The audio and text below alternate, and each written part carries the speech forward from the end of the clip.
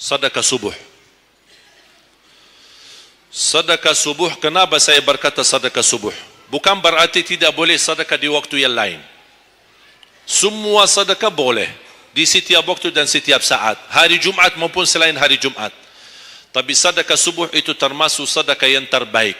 Kenapa? Bukan kata saya, tapi kata Rasulullah sallallahu alaihi wasallam. Setiap waktu subuh Allah turunkan malaikat, tugasnya mendoakan orang yang bersedekah subuh hari. Allahumma a'ti munfiqan khalafa. Ya Allah, ganti yang lebih baik bagi orang yang infak di subuh hari. Ibu-ibu lagi halangan tidak salat, sebelum beraktivitas isi sedekah subuh. Anda tidak usah susah-susah mencari anak yatim dan orang miskin di subuh hari. Mulai hari ini masing-masing bikin kotak amal atau botol atau kaling, simpan di rumah. Setiap habis salat subuh sebelum beraktivitas isi sedekahnya. Apalagi kalau sedekah itu disertai doa. Begitu anda sedekah, sebutkan hajatmu. Ya Allah, dengan berkah sedekah ini, ya Allah, saya ingin nikah. Mudahkan jodoh. Nikah lagi juga boleh doa, tidak apa-apa. Ada yang sedang melamar kerjaan, anda isi, wallahi dahsyat, amalan ini wallahi dahsyat, manfaatnya banyak untuk menyembuh penyakit, menabulkan hajat, memudahkan urusan, dan tidak pernah saya sampaikan amalan ini, semua alhamdulillah berhasil mendapatkan hajatnya. Begitu anda isi, doa, ya Allah, dengan berkah sedekah ini mudahkan lamaran kerjaan saya. Ya Allah, dengan berkah sedekah ini mohon titipkan pahalanya untuk kedua orang tua saya. Kalau ada yang merasa dirinya suka marah, suka emosi, ya Allah, dengan berkah sedekah ini tenangkan hati dan jiwa saya agar tidak emosi lagi. Ya Allah, dengan berkah sedekah ini karuniai kepada aku anak penghafal Al-Quran. Bu, jemaah sekalian, saya berkeluarga 12 bersaudara, timnas. Dan kami memang sudah disusun satu lusin 12 ini mempersiapkan kalau timnas kita belum mampu membawa juara, insyaallah kami sekeluarga siap mengganti timnas. Alhamdulillah dari saudara saya 12 ini 10 penghafal Al-Quran. Tapi orang tua saya awam, percaya enggak? Orang tua saya bukan ulama, bukan kiai, bukan ustaz. Ayah saya belajar kelas 3 SD. Ibu saya tidak pernah masuk sekolah sama sekali. Sampai usia 40 tahun masih buta huruf, tidak bisa baca Quran. Tapi Allah berikan karunia keturunan penghafal Al-Quran. Berkat apa? Salat mereka dan sedekah mereka termasuk doa. Itu berjuangan mereka. Alhamdulillah sekarang ayah saya, ibu saya penghafal Al-Quran, yang jadi gurunya anaknya sendiri. Sekarang di Indonesia saya bawa 5 adik saya dan ditugaskan menjadi imam tarawih. Saya bawa mereka pindah dari Arab kemari. Ada 5. Yang perempuan sudah dinikahkan sama orang Indonesia, orang Jakarta. Dan saya dorong adik saya yang perempuan untuk menghafalkan suaminya biar jadi penghafal Quran. Yang 4 laki-laki, ada yang 2 bawa istrinya masing-masing dari Arab, yang 2 lagi saya nikahkan di Indonesia sama orang Indonesia. Ada 1 sama orang Sunda, 1 sama orang Lombok. Jangan khawatir bu, masih ada lagi.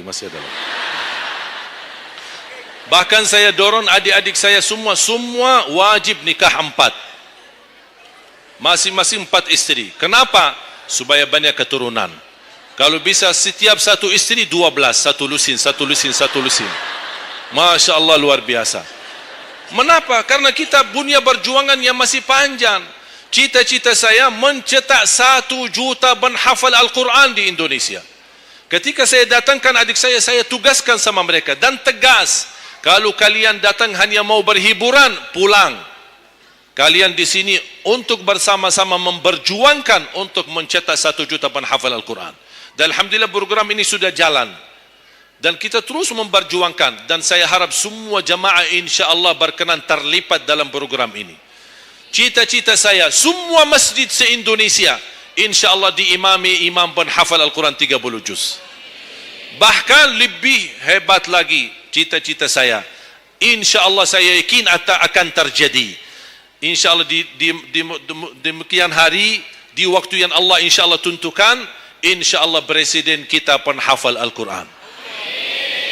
Coba, ya Allah, rasanya enak.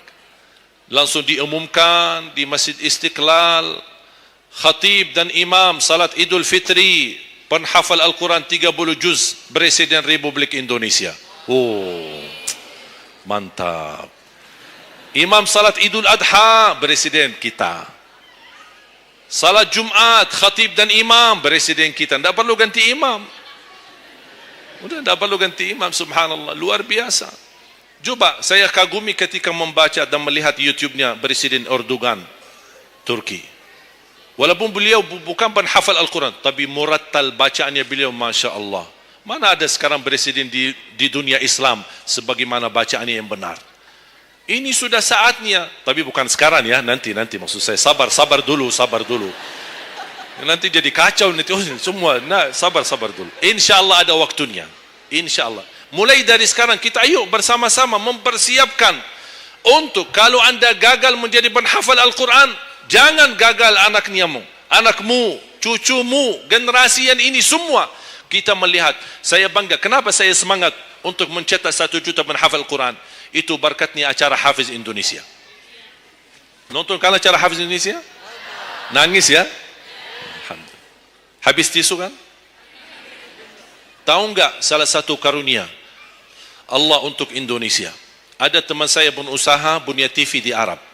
Beliau ingin membuka dan membuat acara Hafiz Indonesia versi Arab, tapi gagal. Kenapa? Karena tidak menemukan jumlah yang banyak penghafal Al-Quran di bawah usia 10 tahun. Hanya Indonesia saja. Malaysia kalah, Indonesia saja. Di bawah 10 tahun. Dan sayang sekali memang anda yang nonton acara Hafiz Indonesia, anda nonton acara yang sudah jadi. Tapi anda belum tahu apa yang kami berjuangkan di belakang layar. Sebelum acara Hafiz Indonesia, 4 bulan bekerja keras. Sambil tim turun ke lapangan, ke desa-desa, kampung-kampung, ke pulau-pulau untuk menumbulkan dan mendatangkan, menghadirkan para penghafal Al-Quran. Ketika dibawa di Jakarta, 2 bulan berturut-turut kami didik mereka. Yang awalnya pemalu, awalnya ada yang mohon maaf, kencing di celananya sendiri. Saking tidak berani, takut. Alhamdulillah sekarang menjadi mereka pemberani. Bahkan mereka berlumba-lumba azan subuh. Mereka berlumba-lumba membangunkan sesama saudaranya. Sama-sama tertib, makan. Kita menghadirkan doktor kesehatan, kita menghadirkan doktor psikologi jiwa untuk menjaga perasaan mereka selama 2 bulan. Didampingi kadang-kadang ibu mereka, didampingi kadang-kadang ayah-ayah mereka. Dan semua rata-rata sepakat orang tua mereka, tidak pernah kami merasakan bangga memiliki anak sebagaimana kami melihat perjuangan di Hafiz Indonesia.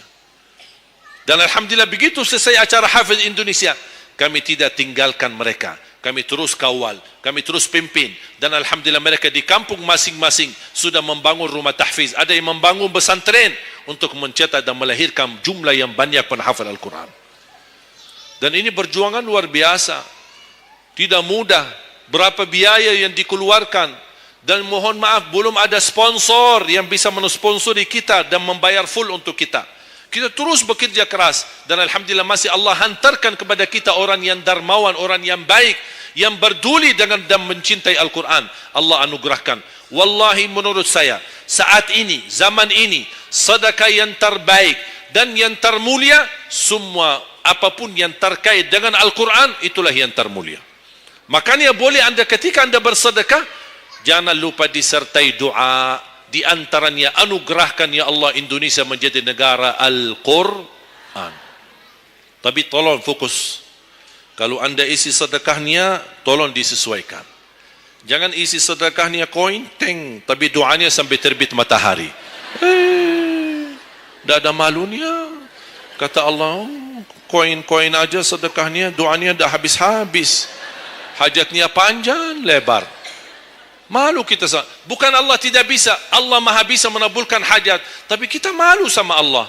Kok cuma bikin teng, ya Allah, ya Allah, ya Allah, panjang. Fokus. Kalau usulan saya, 1 sedekah, 1 hajat. 1 sedekah, 1 hajat. Dan insya Allah akan anda melihat manfaatnya. Mudah-mudahan semua yang hadir insya-Allah menjadi keluarga besar 1 juta penghafal Al-Quran. 1 juta mencetak penghafal Al-Quran. 1 juta keluarga Al-Quran yang insya-Allah akan membangun generasi baru yang membawa Indonesia menjadi baldatun tayyibatun wa rabbun ghafur, dan di masa yang akan datang insya-Allah Indonesia menjadi lebih baik. Amin ya rabbal alamin. Barakallahu fikum. Terima kasih, semoga bermanfaat. Kurang lebihnya mohon maaf. Mungkin ada panitia ingin menyampaikan selanjutnya.